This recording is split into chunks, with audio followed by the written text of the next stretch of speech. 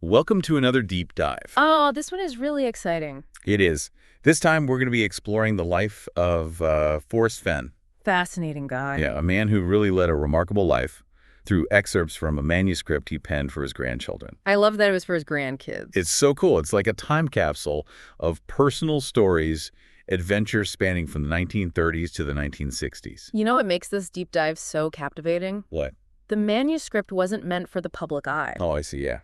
It's raw, personal, Yeah, and it offers an unfiltered glimpse into Fenn's life. amazing. From his childhood in the Depression era to his service in the Vietnam War. It's incredible to have access to such a personal account.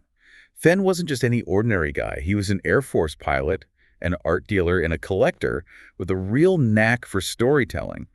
And from what I've seen, these pages are overflowing with them. Absolutely. We're going to journey through his summers spent exploring Yellowstone, uncover the early signs of his adventurous spirit, and delve into his experiences during pivotal moments in history, like World War II and the Vietnam War. I'm ready to get started. Let's go back to the beginning, Forrest's childhood in Temple, Texas, during the Depression. I imagine it was a very different world from what we know today. Oh, absolutely. Yeah. Picture this. It's the 1930s, and the Fenn family is navigating the harsh realities of the Great Depression. Wow. They were incredibly resourceful, always finding ways to stretch every dollar. Fenn even recounted how his parents would meticulously compare prices at different grocery stores, driving back and forth to save a few cents on things like canned tomatoes. You can see how those economic hardships really shape their lives. Definitely. But amidst those challenges, young Forrest displayed an incredible entrepreneurial spirit. Yeah, you can see those early signs of his adventurous nature, too. He wasn't content just sitting around. He was making and selling marbles, carving wooden toys, and even collecting and selling bicycle parts. Always hustling, always finding ways to make things happen. It's fascinating how these early experiences foreshadow his later ventures. Yeah. There's a particularly heartwarming story about his love for fried pies from a local factory. Oh, I love a good fried pie. They would sell broken pies at a discount, and he'd often go there hoping to snag a treat. That's clever. I mean, you'd think a kid with his entrepreneurial spirit would be all about maximizing his profits, but that wasn't always the case. Not always. He tells a story about a kind woman who worked at the factory. Knowing he couldn't afford a whole pie, she would sometimes accidentally break perfectly good ones just for him. Aww. So sweet. It's a beautiful example of human kindness amidst hardship. Right. And it speaks volumes about the kind of community he grew up in. But of course, this was also a time of global turmoil. World War II was looming large on the horizon. It's hard for us to fully grasp what it must have been like for a child to experience such a pivotal moment in history. How did the war affect his childhood? Imagine hearing about Pearl Harbor on the radio as a young boy. One day, your world is filled with music and entertainment. Right. And the next, it's consumed by news of war and uncertainty. That must have been a profound shift. Absolutely. I imagine it instilled a sense of seriousness and awareness of the world beyond Temple, Texas. He talks about rationing, collecting scrap metal for the war effort, even building model airplanes for the Army Air Corps. Wow. You can sense the way the war permeated everyday life, even for a child. It's interesting how those experiences, both the economic hardship of the Depression and the global impact of the war, seem to have shaped his resourcefulness and resilience. For sure. And it's in this context that we see another defining aspect of his childhood, the Fenn family's annual summer trips to Yellowstone National Park. Now, these weren't your typical family vacations. Not at all. Right. Forget air conditioning, GPS, or fast food restaurants. I can't even imagine. Imagine piling into the car for a 3-month journey, driving at a leisurely 35 miles an hour to conserve gas and tires. He mentions playing games like the White Horse game to pass the time on those long drives. I'm actually curious, do you know how to play that? I do. You lick your thumb, touch your palm, make a fist, then clap. Oh, wow. You'd be amazed how complex these hand-slapping games could get. But what's truly fascinating is how those car trips, those shared experiences, fostered a deep love of exploration and strengthened the family bond. So cool. They initially stayed at Fishing Bridge Campground, which, as I understand it, was a bit of a wild experience. Imagine this. You're camping, And suddenly, a black bear tears through the soft top of your car to get to the food inside. Oh my goodness. It was a common occurrence back then. Cars weren't the fortresses they are today. That sounds terrifying. I can see why they switched to staying with his grandparents in West Yellowstone after a few years. But even there, the adventures continued. Yes. And this is where things get interesting. Every year, before returning to Temple for school, Fenn's father would pack up their entire campsite, tent, supplies, everything, Really? and hide it in a secret spot in the park. You're kidding. They just left everything there for months, trusting that it would be safe until their return. Did it ever get stolen or destroyed? Apparently, they were lucky. Wow. Besides some minor damage from squirrels and porcupines, everything was usually intact the next summer. It speaks to a different era, a level of trust in both nature and their fellow man that's hard to imagine today. I know. It must have felt incredibly liberating for young Forrest to spend his summers roaming the vast wilderness of Yellowstone. It really was. He writes about fishing in geyser-fed streams, picking wild raspberries, and swimming in ice-cold rivers. It was an idyllic setting. Yeah. But even in this paradise, he wasn't afraid of hard work. Oh, no. He took on odd jobs. All sorts. Selling newspapers, digging wells, even building fences. You can already see that blend of adventure and a strong work ethic that would define his life. Absolutely. He wasn't just working solo either. He had his close friends, Donnie Joe and Wally Eagle, and their escapades together are the stuff of legend. They were a mischievous bunch, always pushing the limits. One story that stands out is the time they decided to pull a prank by putting a bear head in someone's bed. I can only imagine the reaction. Me. But their antics weren't always harmless pranks. Right. He mentions an incident where they tried to rope a buffalo with a car. Sounds about right. It sounds crazy, but that was their reality. Total. A blend of youthful bravado and a sense of invincibility. Yeah. They ended up careening through the wilderness, losing a front axle in a creek bed, and narrowly escaping serious injury. Yikes. These stories not only showcase his adventurous side, but also highlight the strong bonds he formed with Donnie Joe and Wally Eagle. It seems like those friendships were a defining part of his youth. They certainly were. Yeah. And amidst these adventures, he was also navigating the complexities of adolescence back in Temple. All right. He talks about high school, playing sports, and of course, getting into his fair share of trouble. He tells a funny story about trying to outsmart his teachers. He and his friends would volunteer to dust the erasers, Oh, I remember doing that. but they'd intentionally drag it out, using it as an excuse to get out of class for as long as possible. Classic. It's a classic example of a bright mind finding creative ways to circumvent the rules. But as he was finishing high school, the world was changing again, and Fenn was on the cusp of a major life decision. A decision that would lead him far from the familiar landscapes of Texas and into the uncharted territories of the U.S. Air Force. What a transition. We're back and ready to delve deeper into Forrest Fenn's incredible life story. Last time, we left off with him graduating high school and making the decision to enlist in the U.S. Air Force. Yeah, big change. That's a huge leap from those carefree days in Yellowstone and even his small-town life in Texas. It is. It is. But throughout his manuscript, you see this pattern of Fenn embracing new challenges, pushing his boundaries, and of course finding ways to inject a little bit of mischief into every situation. Even basic training. I can't imagine there's much room for shenanigans in such a structured environment. You'd be surprised. Fenn recounts sneaking under the mess hall to avoid KP duty, which, let's be honest, is a pretty relatable act of rebellion. I can definitely see myself trying that. But he took it a step further, right? He actually fell asleep while walking guard duty. Oh, yeah, he did. It makes you wonder how he managed to avoid getting into serious trouble. Maybe those years of charming his way out of sticky situations back in Temple came in handy? It wouldn't be a Forrest Fenn story without a few close calls, right? Yeah. But eventually he found his way to pilot training, which is where things really take off, pun intended. His path to becoming a pilot wasn't without its bumps, though. Oh. He admits to having doubts about his abilities, which is surprising given his adventurous spirit. He describes the T-6 training aircraft as one of the hardest planes to fly. I find that interesting. I guess even the most confident individuals experience moments of self-doubt, especially when facing something as daunting as learning to fly. Absolutely. But Fenn's story is all about overcoming those doubts and proving himself capable of more than he initially believed. And the turning point in his pilot training came with a rather unexpected solo flight. Oh, tell me more about this. Well, his instructor, Carl Smith, simply climbed out of the plane one day and told Fenn to take it for a spin. Wow. Fenn was terrified, I bet. convinced he was going to crash, but he somehow managed to fly the pattern, land safely 3 times, and taxi back to where he started. Whoa. Talk about being thrown into the deep end. Sure. I bet that experience completely shifted his perspective on his abilities as a pilot. It did.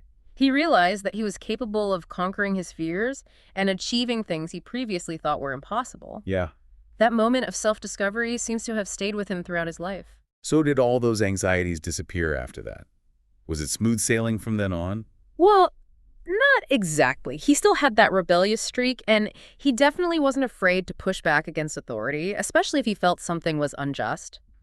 He even pulled a pretty elaborate prank on a lieutenant he and his fellow cadets weren't particularly fond of. Okay, I have to hear about this one. What did they do? Let's just say it involved beer, a carefully orchestrated plan, and a certain lieutenant's gas tank. Oh, no. Fenn was always a master of creative problem solving, even if it sometimes landed him in hot water. That's classic Forrest Fenn. He always seemed to find a way to make things interesting, even in the most regimented environments. But pranks aside, he excelled in his pilot training, right? He did. He went on to fly a variety of aircraft, including the F-86 Saberjet, which was a significant achievement. And as if that wasn't impressive enough, he graduated from helicopter school in just 9 days. 9 days? That's unheard of. How is that even possible? Well, he always had a knack for finding unconventional solutions. One story that exemplifies this is when he was tasked with delivering a helicopter to a base in Phoenix. Instead of the usual transport method, he decided to remove the doors and fly low and slow, stopping at gas stations along the way to refuel. That sounds like something out of an action movie. It must have been quite a sight to see a helicopter pulling up to a gas pump. It definitely wasn't your average delivery method. No kidding? And as his career progressed, he even served as an aide-de-camp to a general, which opened up some incredible opportunities. That sounds like a pretty prestigious position. What did that entail? It was. He was essentially a personal assistant to a high-ranking officer, Okay. which gave him access to experiences most pilots could only dream of. He was flying multiple missions a day, testing experimental aircraft like the F-100, and even playing golf with top brass. Talk about living the high life. But while he was soaring through the ranks and experiencing all these incredible adventures, he was also starting a family, right? He was.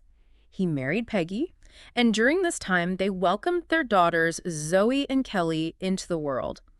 They were even stationed in Germany for a while, which allowed them to travel throughout Europe and experience different cultures. That must have been a fascinating chapter for them, Yeah. especially after growing up in Texas. Yeah. It seems like Forrest Fenn never stayed in one place for too long. Yep. He was always on the move, seeking new adventures. That's a theme that runs throughout his story. He even returned to the U.S. during a particularly tense period, the Cold War.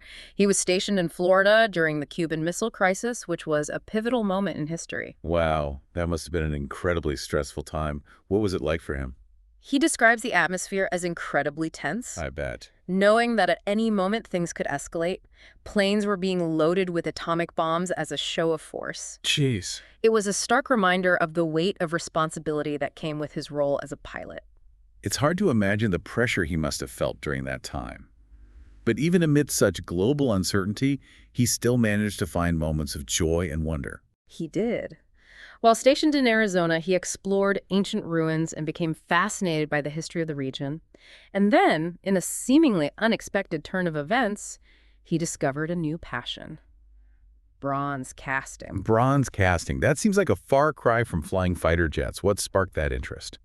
It all started with a chance encounter with an artist in Lubbock, Texas. Okay. Fenn was always drawn to creative pursuits, and he became fascinated by the process of transforming molten bronze into works of art. So he just dove right in, as he always seemed to do. Absolutely. He built a makeshift foundry in his garage, sourcing bronze in the most unexpected ways. He even used old sprinkler heads from the Texas Tech football field. That's incredible. It seems like he could turn anything into art. He clearly had a knack for seeing potential where others might not. That's a great observation. And as he was exploring his artistic side, the world was once again calling him to serve his country, but this time in a much more dangerous conflict, the Vietnam War. This seems like a pivotal moment in his story, one that would test his strength, resilience, and perhaps even his faith in humanity. Let's explore this chapter of his life in Part 3. We're back for the final part of our deep dive into the life of Forrest Fenn, and this time we're exploring a much more serious chapter, his experience in the Vietnam War. It's a world away from those playful pranks and adventurous escapades we've discussed so far. It is a stark contrast, but what's remarkable is how, even amidst the chaos and brutality of war, Fenn's spirit of adventure and his ability to find humor in unexpected places shine through. Well, I'm definitely curious to hear how those traits manifested in such a challenging environment. He actually volunteered for combat duty, didn't he? He did, and even before deploying, he faced a setback that would have deterred many. He suffered a back injury while lifting a heavy duffel bag. Wait, a back injury? I thought he was determined to get to the front lines. How did that affect his plans? He was in excruciating pain, barely able to stand, but his determination was unwavering.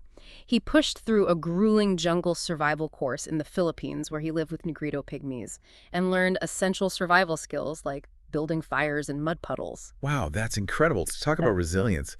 I can't imagine enduring that kind of pain and still being so focused on his mission. It speaks to his unwavering commitment to serving his country.